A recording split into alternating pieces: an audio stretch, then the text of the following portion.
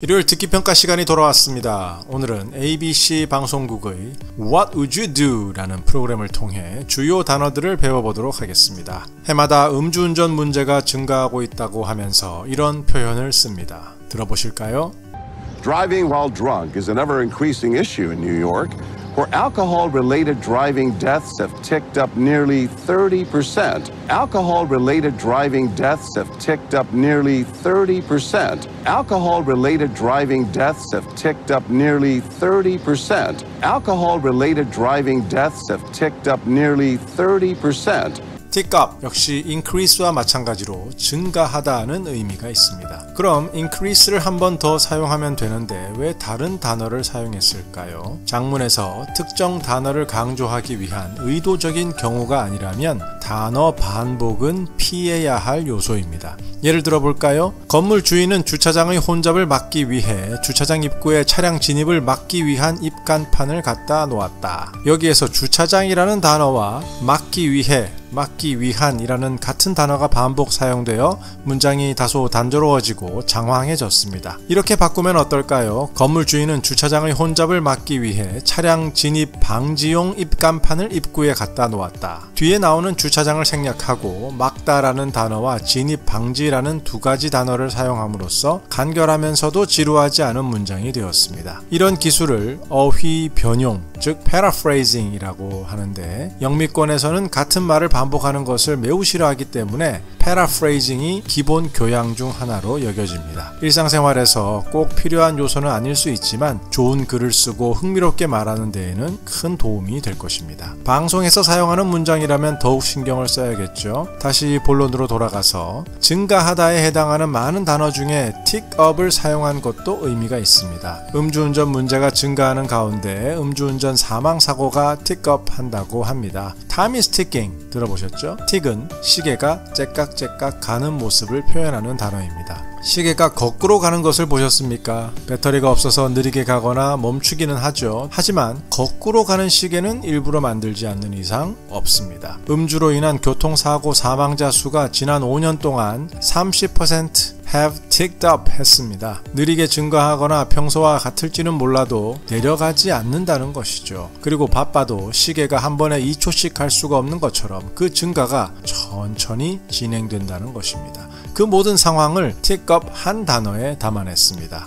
정말 아무나 기자하는 게 아닌 것 같습니다. 관계기관에 따르면 음주운전으로 인한 사고는 매년 11,000명을 죽음으로 몰고 간다고 합니다. 이 프로그램은 특정 상황에서 사람들의 반응을 관찰하는 것이 목적으로 일반적으로 재미를 주기 위해 만들어지는 몰래카메라와는 다릅니다. 실제 있을 법한 상황에서 What would you do? 라는 질문을 던지며 나라면 어떻게 할까를 생각하게 만드는 프로그램입니다. 뉴욕 퀸즈의 한 식당으로 가봅시다. 아버지가 아들을 집에 데려다 주어야 하는데 술을 적당히 마실 생각이 없습니다. 사실 적당히라도 마셔서는 안 되죠. 물론 직원과 아버지, 아들 모두 연기자들입니다. 배경 설명을 들어볼까요? Confronting an intoxicated man could be dangerous. Confronting an intoxicated man could be dangerous. Confronting an intoxicated man could be dangerous. Confronting an intoxicated man could be dangerous.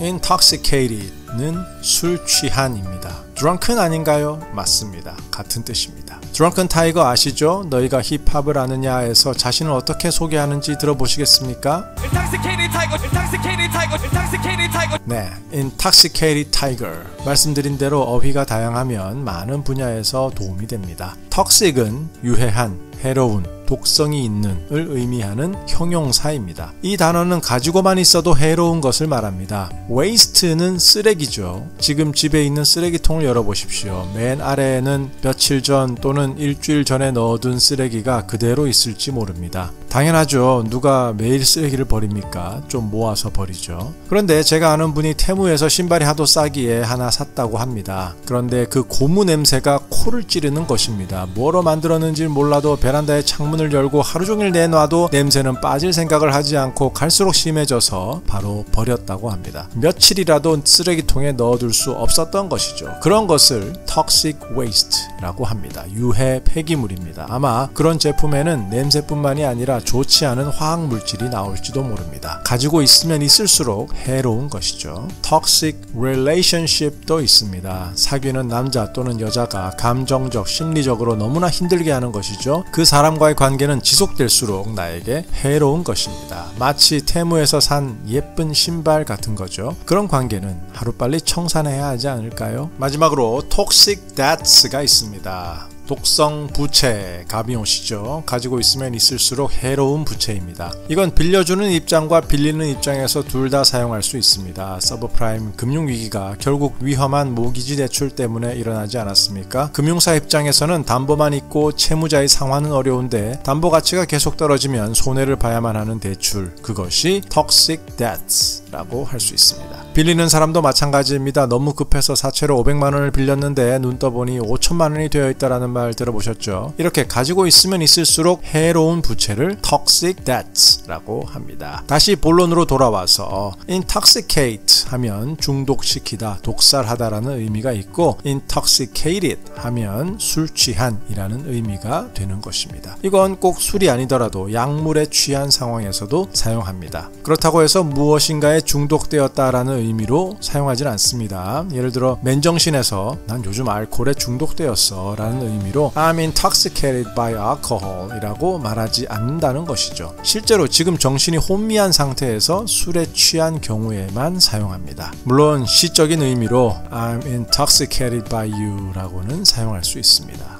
자, 이제 이 아들이 한 여인에게 자신이 처한 상황을 알리기 위해 다가가는 장면을 보시죠. Do you know how much it is to drink before you drive?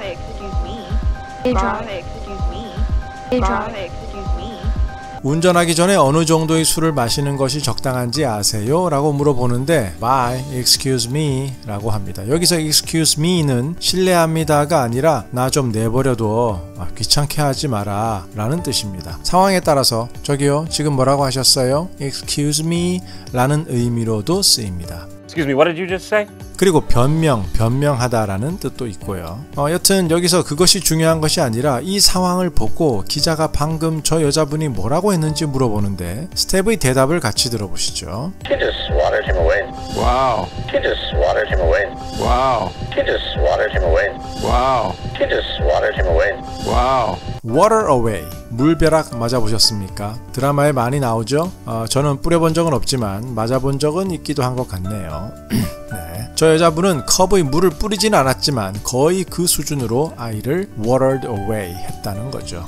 차갑게 내쫓았다는 의미입니다. 하지만 우리의 아역 배우는 포기하지 않고 옆자리로 가서 아버지가 운전한 상황이 아닌 것 같다고 말합니다. 아버지가 아들을 데리고 차로 가려고 하자 아저씨가 불안한 듯이 쳐다보는군요. 하지만 나서지는 않습니다. 나중에 기자가 어떤 생각이었는지 물어보는데 자신이 식당의 직원이었다면 자동차 열쇠를 챙겨서 돌려주지 않았을 거라고 하네요. 기자가 손님으로서 거기까지는 할 수 없다고 느꼈나요? 라고 물어보니 이렇게 대답합니다. I don't want to get into an altercation with him. I don't want to get into an altercation with him. I don't want to get into an altercation with him. I don't want to get into an altercation with him. Altercation, 언쟁, 논쟁을 의미합니다. 특히 공공장소에서 서로 말싸움하는 것을 의미하죠. 라틴어 altercari에서 유래했으며 번갈아 말하기를 의미합니다. 언쟁이 그렇죠. 누구도 지지 않고 번갈아서 자기 주장을 이야기합니다. 자, 이분은 돌아가신 어머니가 알코올 중독이셨다고 합니다. My late mother was an alcoholic. My late mother was an alcoholic. My late mother was an alcoholic. 여기서 late는 돌아가셨다는 의미입니다. 그래서 감정이입이 더 되었지만 행동하지는 못했다고 하네요. 이유가 무엇이었을까요? 기자는 이렇게 말합니다. The risks of getting involved with a seemingly drunk stranger deterred these New Yorkers from keeping him out of the car. The risks of getting involved with a seemingly drunk stranger deterred these New Yorkers from keeping him out of the car. The risks of getting involved with a seemingly drunk stranger deterred these New Yorkers from keeping him out of the car. The risks of getting involved with a seemingly drunk stranger deterred these New Yorkers from keeping him out of the car. 술 취해 보이는 낯선 사람과 엮이는 위험이 그를 차에 타지 못하게 하는 것을 deter 했다고 합니다. D는 떨어지다라는 의미고 turn은 공포를 느끼게 하다, 무서워하게 하다를 의미합니다. 그러니까 두려움 때문에 거리를 두는 것을 말합니다. deter는 막다, 제지하다, 단념시키다 라는 의미가 있는데 이 단어를 사용할 때의 배경에는 두려움이 있는 경우가 많습니다. His threats did not deter my plans. 그의 협박은 내 계획을 deter하지 못했다. 협박은 두려움을 느끼게 하죠. The store owner added security cameras to deter thieves. 상점 주인은 도둑을 deter하기 위해 감시 카메라를 추가했다. 감시 카메라도 도둑에게는 두려움의 대상이죠. 그 아빠의 행동이 위험한 것을 알고 있었지만 그 남자와 엮여서 언쟁하게 되는 상황 자체가 더 큰 두려움이라서 행동하는 것을 막은 것입니다. 여러분이라면 어떻게 하시겠습니까? 한국이 아니라 저기 저 식당에 계셨다면요. What would you do? 정말 프로그램 이름 잘 지었죠? 이번에는 내용이 많아서 다음 주에 2부로 찾아뵙겠습니다. 구독, 좋아요 눌러주시면 감사하겠습니다. 끝!